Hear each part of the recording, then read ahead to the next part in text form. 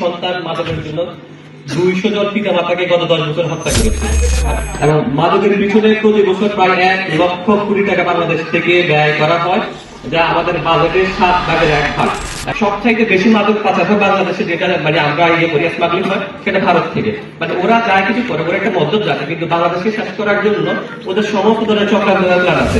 আল্লাহ তাআলা কোরআনে কারীমে বলছেন, ইয়া আইয়ুহাল্লাযীনা আমানু ইন্নামাল খামরু ওয়াল মাইসিরু ওয়াল আনসাবু ওয়াল আজলামু রিজসুম মিন আমালিশ শাইতানি ফাসতানিবুহু লাআল্লাকুম তুফলিহুন। হে মুমিনগণ, নিশ্চয় মদ, জুয়া, প্রতিমা দেবী এবং ভাগ্য নির্ধারক কৃষ্ণসমূহ তো নাপাক এবং শয়তানের কর্ম, সুতরাং তোমরা তাহা পরিহার করো যাতে তোমরা সফল কাম হও।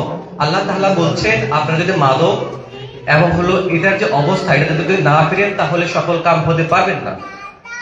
আল্লাহ যখন কোরআনে ওয়াদা করেছেন আপনাকে সফল কাম হওয়ার জন্য প্রথম যে কাজটা করতে হবে, আপনাকে মাদক থেকে দূরে থাকতে হবে। মাদক থেকে দূরে থাকলেই আপনি সফল কাম হতে পারবেন, এটা আল্লাহর ওয়াদা। জীবনের সর্বোচ্চ রিস্ক নিয়েও কাজ করে যাচ্ছি আমরা। বিশেষ করে আপনি জানেন যে আমরা একের পর এক অভিযান চালাচ্ছি। আমরা আমাদের কাছে যখন তথ্যগুলো আসে, আমরা সাথে সাথে সেগুলো ভেরিফাই করি। আমাদের স্থানীয় প্রতিনিধি যারা আছে, আমরা যারা তথ্যদাতা, তাদের সর্বোচ্চ গোপনীয়তার সহিত তথ্যগুলো আমরা ভেরিফাই করে যখন আমাদের ওসি মহোদয়কে আমি পাঠাই বা আমাদের সেনা ক্যাম্পকে পাঠাই, ওনারা রাত দিন 24 ঘন্টা এগুলো নিয়ে অপারেশন করে। আপনারা আমাদের দেশে বর্তমানে মাদকের প্রায় 80 লক্ষ মাদক সেবী আছেন এবং এই মাদক সেবীদের অধিকাংশ বা 85% হলো তরুণ, যাদের বয়স মাত্র 15 থেকে 18 বছরের মধ্যে।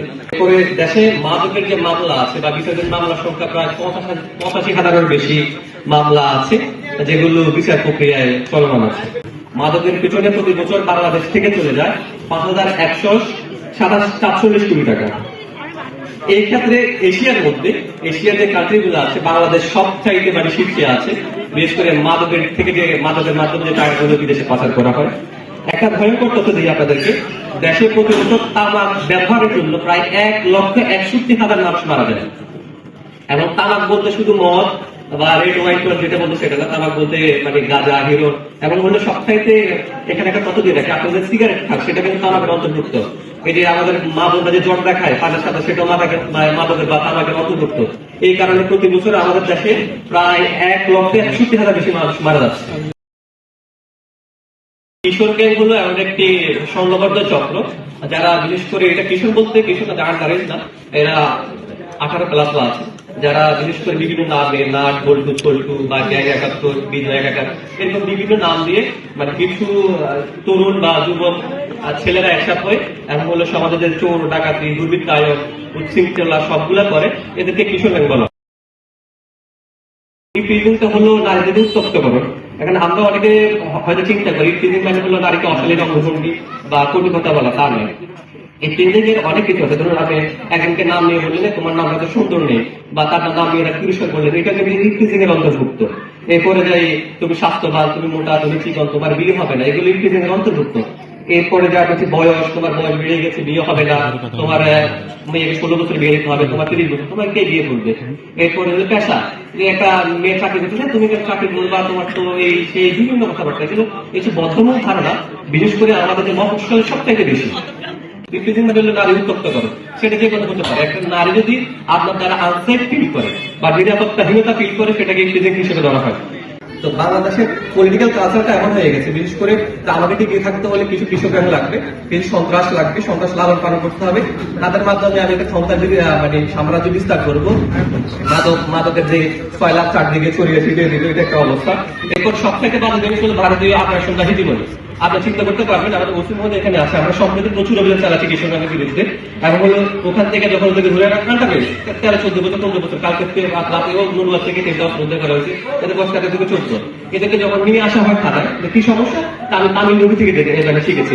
আপনারা সম্প্রতি অনেক টিভি চ্যানেলে দেখেছেন যে এটা পক্ষ থেকে ক্রাইম পেট্রোল ইন্ডিয়া যেটা চলে।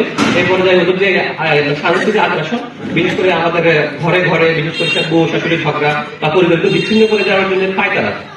কিন্তু এই চ্যানেলগুলো বা এই কাজগুলো কিন্তু ভারত তেমন বেশি কেউ দেখে না, কিন্তু এটা তারা টার্গেটেড যে পিপল বা টার্গেট পিপল যেটা আছে সেটা বাংলাদেশকে চিন্তা করে করা হয়, যেটার জন্য আমাদের একটা বড় সমস্যা। আর একটা সমস্যা হলো পাশের দেশ যদি শিক্ষা চিন্তায় বুদ্ধিভিত্তিক দিক আছে বা মনন যদি শক্তিশালী হয়ে ওঠে, তাহলে যে আগ্রাসন করা বা তখন আগ্রাসন করতে পারবে না। যখন আপনি মেধাভিত্তিক বা বিভিন্ন শক্তিশালী হয়ে উঠবে, তখন আপনাকে চাইলে তো যে যেটা সেটা বুঝতে পারবে না, বাস করতে পারবে না, আইওয়াস করতে পারবে না। সকলকে ধন্যবাদ। বাংলাদেশ জিন্দাবাদ, ইনকালাব জিন্দাবাদ। এরপরে মদ সম্পর্কে আরেকটা আয়াত আছে, আল্লাহ বলছে লা তাশরবুল খামর ফাইন্নাহা মিফতাহু কুল্লি শার, তোমরা মদ পান করো না, তাতে অকল্যাণ এবং হলো অঘটনের চাবিকাঠি। অর্থাৎ আল্লাহ বলছেন এটাতে রয়েছে অকল্যাণ এবং হলো অঘটন।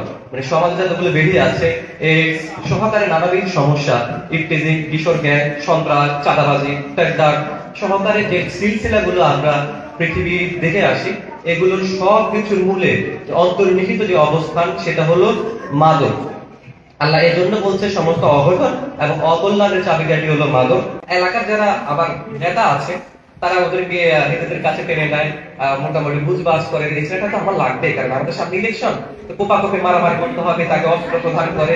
তার মানে তখন সে ওই রাজনৈতিক নেতাটা আসার পর সে এক সময় নেতা হয়ে উঠবে।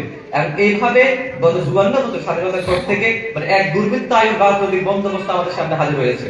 অর্থাৎ মানে কিশোর গ্যাং, ইফতিজিং, মাদক সন্ত্রাস থেকে সে নেতা হয়, নেতা থেকে নেতা আসার পর এসে আরো বড় নেতা হয়। এভাবে সে মোটামুটি চাঁদাবাজি করবে, টেন্ডারবাজি করবে, মানুষ থেকে দুলম লুপ্তরাজ করবে, যেখানে সেখানে সে হাত পাতবে এবং হলো গুলির মুখে মানুষকে ঠেকিয়ে ছিনতাই করবে, ডাকাতি করবে, একসময় বিশাল টাকা পয়সার মালিক হয়ে যাবে। আমি গত 16 বছর দেখেন, একসময় যে খেতে পারতো না, লুঙ্গি ভালো করে পড়তে পারতো না, সে গত 16 বছরে এক প্রাণ গাড়ি নিয়ে ঘুরে পাঁচজনে নিয়ে আসে। এই টাকার উৎসটা কোথায়? এই টাকাটা সে কিভাবে পাইছে? কারো না কারো আশ্রয় প্রশ্রয়ে সে সন্ত্রাস হয়ে টাকাগুলো আসে, এরপরে সে আবার আমাদের জনপ্রতিনিধি হয়ে আসে। মানে যে খারাপ ছেলেটা সমাজের আস্তে উপর দিক প্রমোশন পেতে পেতে আবার আমাদের জনপ্রতিনিধি বা নেতা হয়ে আসে, সে আবার আপনাদেরকে শাসন করে।